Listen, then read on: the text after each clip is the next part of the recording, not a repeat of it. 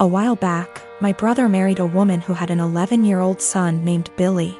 A year later, my sister-in-law gave birth to a little girl. 2 years later, she gave birth to a boy. Billy, who was 14 by this time, was treated like an outsider. My sister-in-law and brother saw him as a burden who spoiled their picture-perfect family. If you asked my sister-in-law how many kids she had, she would say 2. Billy started acting out. He got involved with a bad group of kids and started getting into trouble.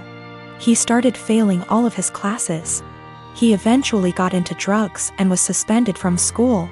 My brother and sister-in-law were fed up with him. I asked my brother if Billy could spend the summer with me and my husband. We have a hobby farm and I thought maybe getting away from his life for a while could help him some. Well, they were more than happy to get rid of him, my SIL's words. It was kind of rough the first few weeks. He had a lot of anger issues. But my husband kept his hands and mind busy doing work on the farm. And we both made sure that he knew he was loved and wanted. By August, he was a totally different kid. He wanted to keep living with us, but my sister-in-law insisted that he come home. After 2 months, he went back to his old ways due to his parents' indifference. They ended up sending him back to us and he lived with us throughout high school. He ended up being an A/B student and kept with a really great group of kids. He got involved in baseball and got a scholarship to a local university.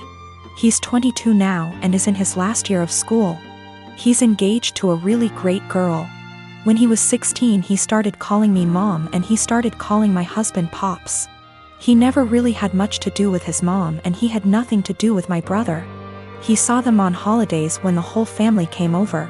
His mom has tried to have a relationship with him the past few years, but he has avoided her.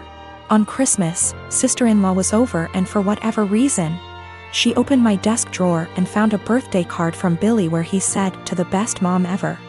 Thanks for loving me and giving me a chance." She was devastated. She ended up texting Billy, confronted him and asked him if she would be presented as mother of the groom at his wedding. He told her that he no longer considered her his mom and wasn't even sure if he wanted her at the wedding at all. My sister-in-law is now insisting that I make it clear to Billy that I am not his mother and that he is not to refer to me as such. My brother is also very upset with me. Even my parents are pressuring me to do what sister-in-law wants for the sake of peace. Honestly, I consider Billy to be my son. I count him in with all of my children. I feel like telling Billy not to present me as mother of the groom could possibly be misinterpreted as me saying that I don't feel like he's my son and I don't even want to take a chance of that happening. If he decides to present his real mom as mother of the groom, I will 110% support him.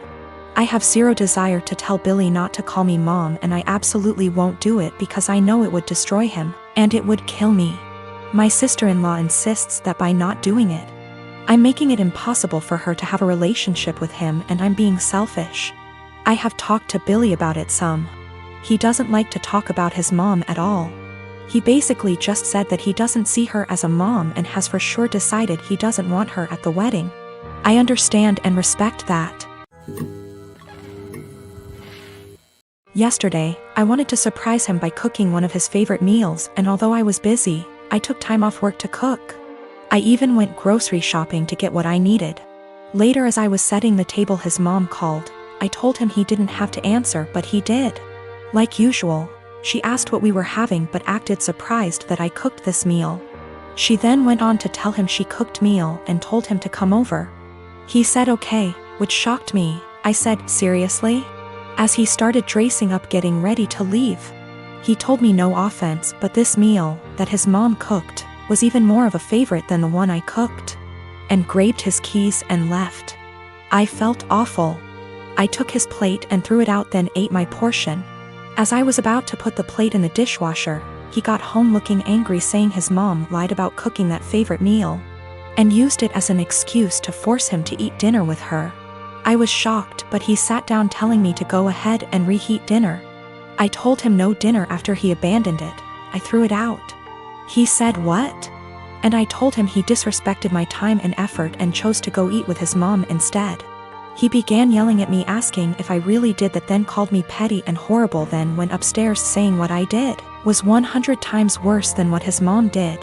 I definitely feel like I let my anger and frustration get the best of me, but it really felt unbearable having to live like this for so long. By the way, I'm 26 and he's 28. To make one thing clear, and that's the fact that my husband only does this when it comes to food. He lived with his mom, attended community college, and loved and still loves her food and is used to it. She gave me recipes to make and I try to do that, but he keeps switching homes just to eat what he feels like. I will be sitting down with my husband soon. After he breaks the silence, I'm just giving him the space he said he wanted. I will also be pushing for couples counseling, although he's always been against it, but we'll see how things go. I'm not gonna lie, I still feel upset and like my efforts aren't being appreciated. His mom is definitely onto something with her little upsetting stunts. I realize how important boundaries are, but also realize how enforcing can be difficult. I'm hoping and praying that we will tackle this issue so that our marriage won't suffer. But if he's still somehow unable to do his part, then that's on him, and I'm no longer willing to go through similar stuff and just take it.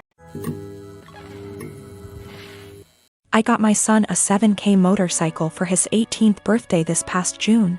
My son is obsessed with automobile and loves motorcycles. In his room he has plenty of models and posters of motorcycles of all types. His bio dad passed away when he was just 12. Now I'm married to my current husband and he has kids of his own. My husband has always been against my son's interest in motorcycles. He thinks I'm encouraging him to be reckless, distracting him from school and by extension his future, and spoiling him and blowing away money by spending 7K on a motorcycle. This caused some tension between him and my son, so I told him to stop complaining about it. Around 2 weeks ago, my son's motorcycle went missing. We opened a police report, but nothing came out of it. It just disappeared. My husband had a smirk on his face the entire time, just walking around saying, "I told you so. You just wasted your money." This was unbearable to hear, to be quite honest. My mother-in-law visited few days ago. She was talking about the other house my husband owns and mentioned seeing a motorcycle. One that's similar to the one that we lost in my husband's carriage while she was cleaning it. She goes to clean that house weekly even though it's empty. My husband plans on giving it to his kids as inheritance. I was puzzled. I asked if she was certain, but she showed me a photo she took of it which confirmed that it was indeed my son's motorcycle. I immediately rushed to call my husband and confront him about it. He admitted that he took and hid the motorcycle in his garage as a last resort after me and his stepson kept brushing him and his thoughts off about the 7K being spent on something unnecessary and that could cause issues. I blew up at him demanding he return it. He refused and told me he had been considering selling it and giving the money back to me so I could use it wisely this time. I told him I was serious and that I'd call the police. He literally said, "This is a family matter and cops can't do shit about it." I had enough. I called the cops soon as I ended the call with him. The motorcycle was found and returned. But my husband had to be taken in since there was an open file about the motorcycles going missing. He was let go eventually, but he was livid with me. He came home yelling about how awful what I did was and how crazy my behavior was.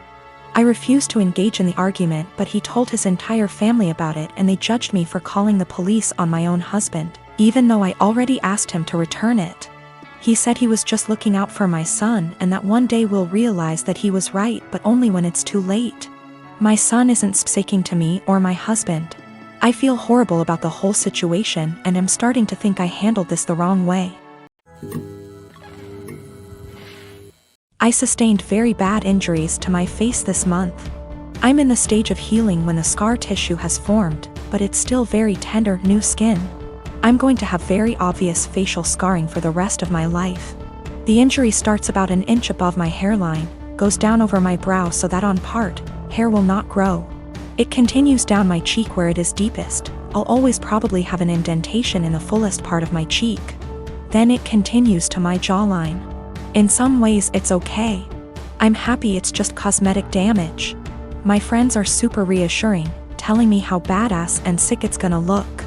They say I'm still as hot as ever, now a little more sexy and mysterious. But in some ways it really sucks. I know that I'm always gonna be seen first as the girl with a scar. And it feels especially bad when people look at me differently. This week, I had to fly home for a family thing. It was a plan I'd made long before my injury.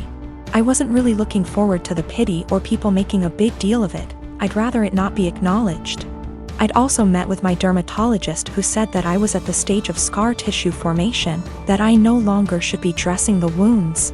The skin was healing and instead I needed to be applying topical cream and Vaseline to keep the site clean and moist. It also looks a bit ugly. The building scar tissue is very red and tender, and with the Vaseline over it, looks slick and shiny. So I get on this flight, I have the window seat and I put on my headphones and drift off to sleep when the plane is still boarding. I wake up to this kid, maybe 4 years old, sat next to me, throwing a tantrum. I didn't catch the first part of it and I honestly couldn't understand what he was yelling about. His father said to me, "Can you cover that injury?" I said that my dermatologist recommends I don't, so no, I don't think I will. He started snapping at me saying, "There is no need to be so rude. That injury is graphic and it's scaring my little one." I said, "This is my face.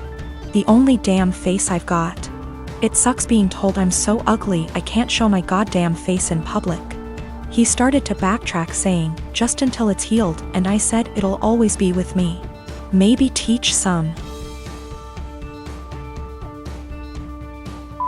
compassion and respect instead of telling a girl half your damn age what you think about her face. That's rude." He actually got up after that and I think went to a stewardess about a seat change because a young couple came to sit next to me on a few minutes instead. I've gotta admit I felt so low that I put on my sunglasses and had a quiet cry for a few minutes.